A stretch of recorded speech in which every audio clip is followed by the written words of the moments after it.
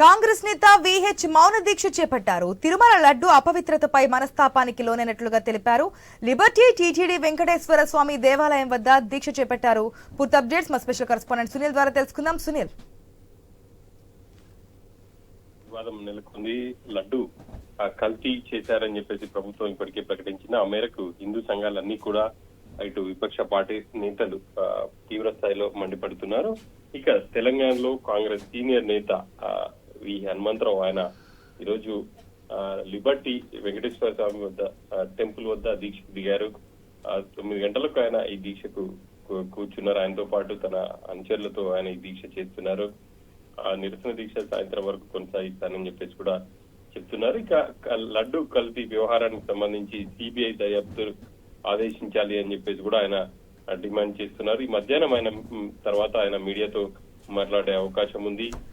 భక్తులు ఎంతో పవిత్రంగా తిరుపతి నుంచి లడ్డూను తీసుకొని వస్తారు.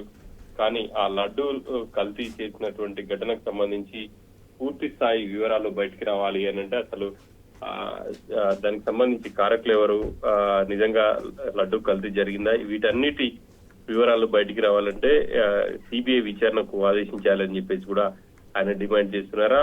అదే డిమాండ్ తో ఆయన దీక్ష కూడా కూర్చున్నటువంటి పరిస్థితి.